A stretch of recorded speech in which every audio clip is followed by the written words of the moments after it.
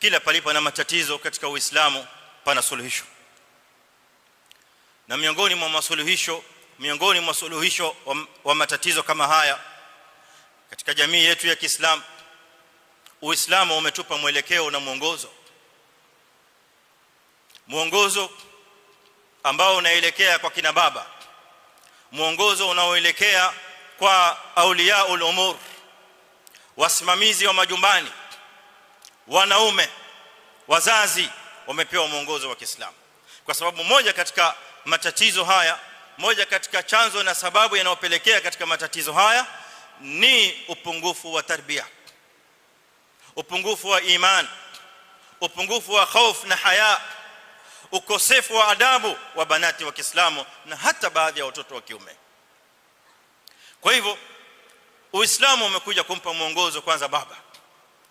Ukamwambia baba kwa mujibu wa aya ya Allah subhanahu wa ta'ala ndani ya Qur'an, kama tunavyosoma tunaijua sura at-Tahrim, ya ayyuhalladhina amanu qu anfusakum wa ahlikum nara waquduha an-nas wal hijara, enyi mlioamini ziokoeni nafsi zenu na nafsi za ahli zenu, nafsi za familia zenu, nafsi za jamii zenu kutokana na moto wa jahannam يوم القيامه.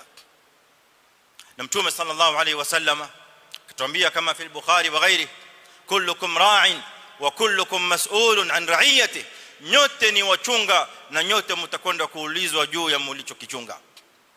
na Mtume sallallahu alayhi wasallam kadhalika akatuambia katika hadith الذي اخرجه ابو داود والترمذي وغيرهما من حديث ابي سعيد الخدري رضي الله عنه، من عال ثلاث بنات، yule atakaelea watoto watatu wa kiume, watoto watatu wa kike. Man ala thalatha banat, yule atakaelea watoto watatu wa kike. Fa'addabahunna, akawafundisha adabu, akawapa tarbia nzuri ya Kiislamu. Wazawajahun, mpaka ikafika hadi ya kuolewa wale watoto, akawaoza kwa waume wanaostahili kuoa. Wa ahsana ilayhin, kisha akawafanyia ihsan.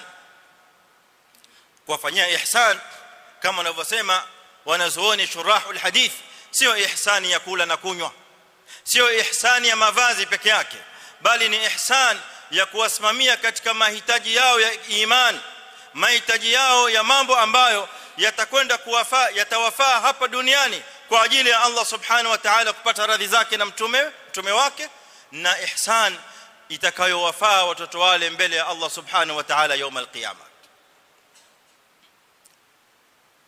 ma jaza hadha al-insan, nini malipo ya mtu huyu ambaye atakaelea watoto watatu wa kike, akawapa adabu, akawafundisha adabu nzuri ya Kiislamu, akawafanyia ihsan mpaka ikafika umri wa kuoza wale watoto, akawaoza kwa waume wanaostahili kuoa kwa wema.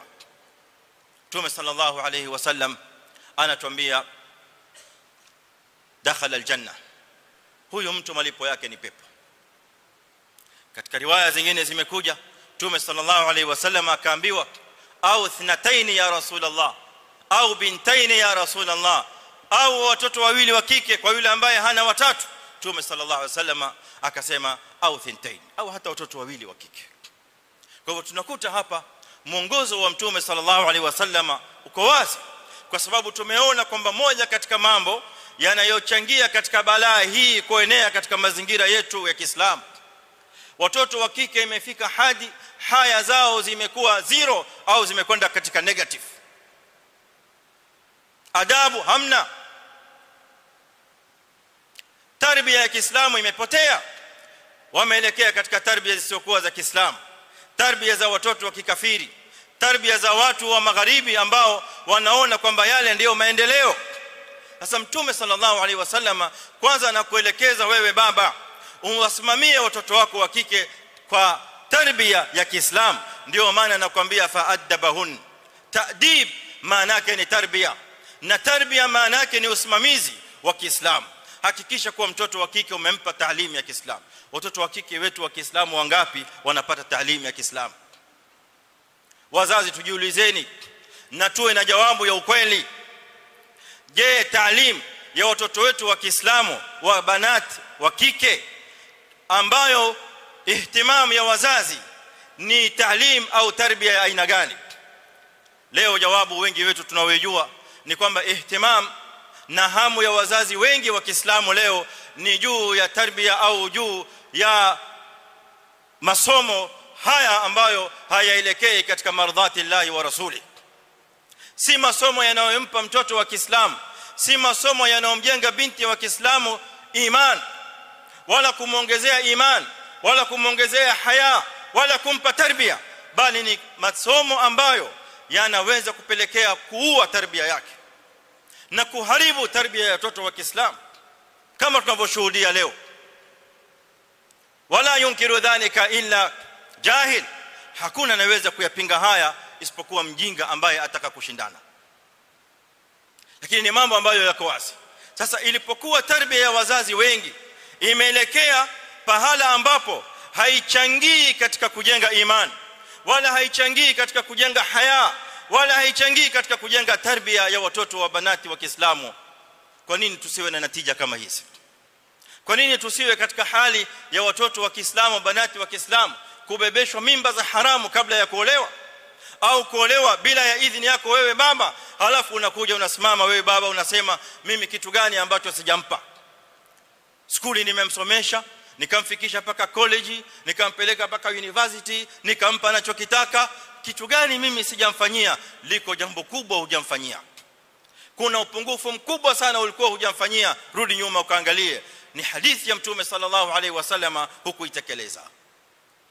Man ala thalatha banat fa'addabahun wa ahsana ilayhin wa zawwajahun. Hapo ndipo ambapo wazazi wengi wameanguka katika mwongozo wa Kiislamu na kwa mujibu wa mafundisho ya Mtume sallallahu alaihi wasallam.